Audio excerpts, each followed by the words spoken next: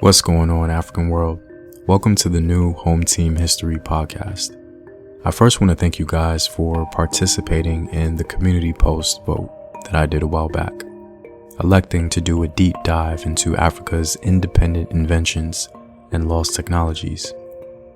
I'm excited to dive into this topic today and in the coming weeks. And a quick note, the information in this video takes considerable time and attention to produce, and so for those of you who want full access to the podcast series, you can take part in the full discussion on my Patreon. That link is in the description box below. Let's begin.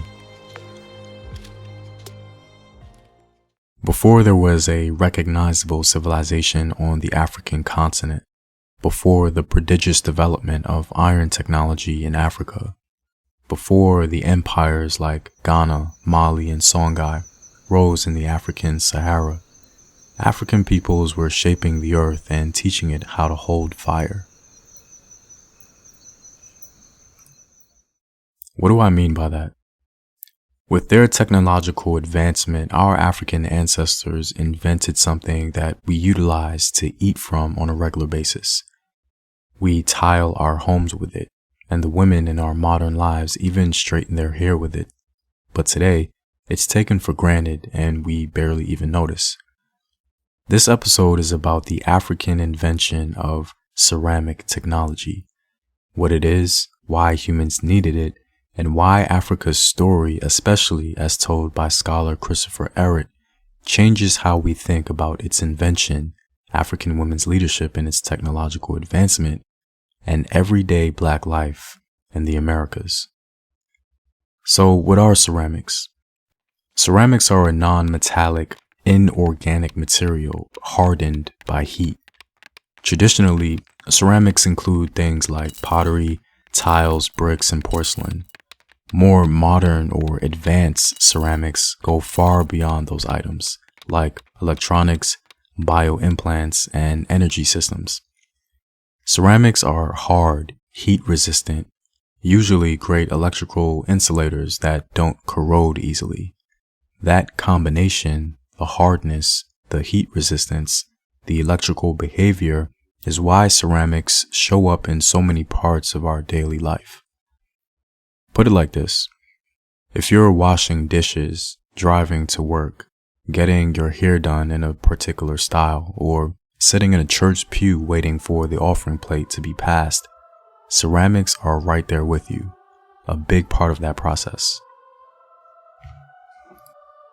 We may think of ceramics and think of the good china at our beloved grandmother's home, but ceramics are any non-metal, heat-hardened material, clay-fired into pottery, porcelain for sinks and toilets, and the advanced stuff hidden inside our phones, cars, or even our teeth.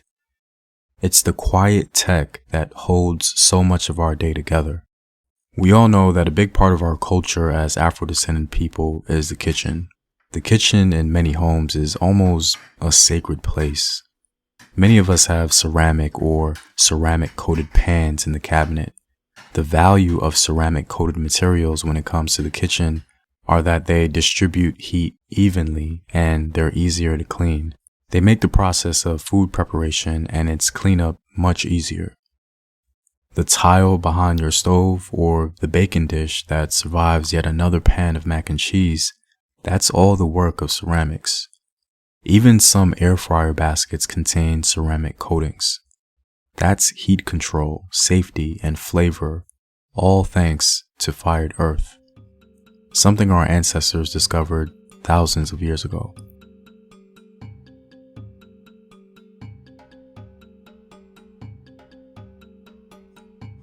Like many men my age, I'm really into high-powered cars.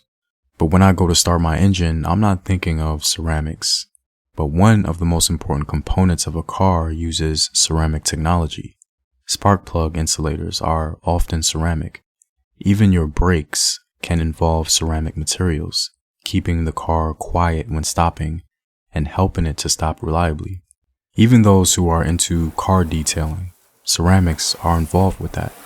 One of the best steps you can take to maintain the paint and beauty of your car is to get a ceramic coating. So, why did Africans originally invent ceramics? There are two big reasons. Number one is cooking and food safety, and number two is storage and transport. These are things that we take for granted in our modern world, but these were very early steps into the development of civilization itself. When it comes to cooking and food safety, fired clay lets you boil, stew, and process foods at higher, steadier heat than a hide bag or a hot rock. That means safer diets, new textures, new flavors, and often more calories extracted from the same plants. Ceramics make this possible. In the early Holocene or Green Sahara period, people cooked grasses and aquatic plants in pots. Residue analysis from Libyan Saharan sites like Takakori shows systematic plant processing between roughly 8200 through 6400 BCE. When it comes to storage and transport, once you can make containers that seal via ceramic technology, you can store water, grains, oils, and move food farther. That's social resilience in a pot, essentially. Africans and their descendants today have an incredibly long historical relationship with ceramics, especially with clay. In the Americas, you see that legacy in everything from everyday hand-built pots of the past to today's Black ceramic artists crafting bowls, mugs, and sculptures that belong in homes and galleries. Buying a handmade mug from a Black potter at a local market isn't just supporting small Black businesses, it's touching a lineage. It's a handshake across centuries.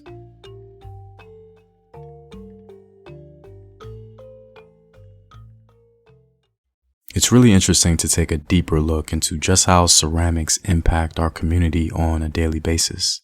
The Black community, especially as of late, have been really getting into the self-care space. If we really take a closer look at it, we'd realize that candles, skincare, and other wellness items often arrive in ceramic jars and vessels, the things our ancestors used to make. That calming ritual you do after a long day, a ceramic cup of herbal tea, a ceramic diffuser on the dresser, a ceramic soap dish by the sink. That self-care vibe is rooted in materials that manage heat, hold fragrance, and feel good in the hand. If you're a creator, say a chef, barber, loctician, nail tech, or a teacher, ceramics are literally the tools of your trade. Salon irons, barbershop clippers with ceramic blades in some models, classroom tiles that survive the chaos of middle school, studio monitor components engineered for clean sound. Ceramics help the craft show up neat, durable, and repeatable.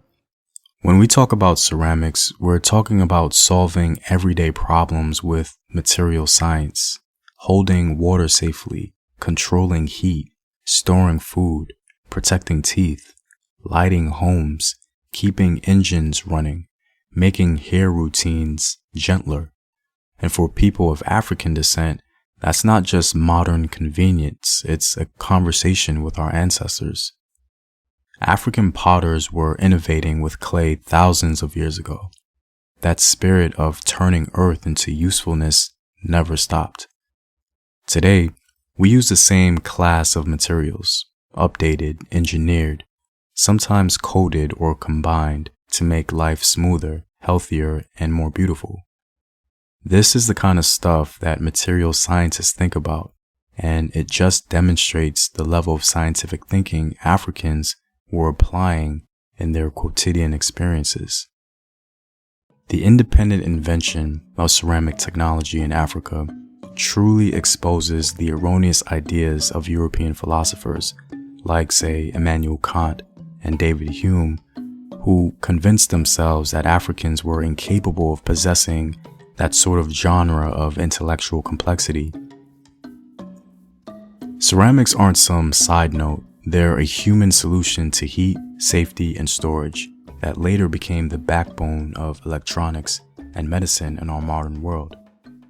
Keep that utility in mind as we learn more about Africa's role.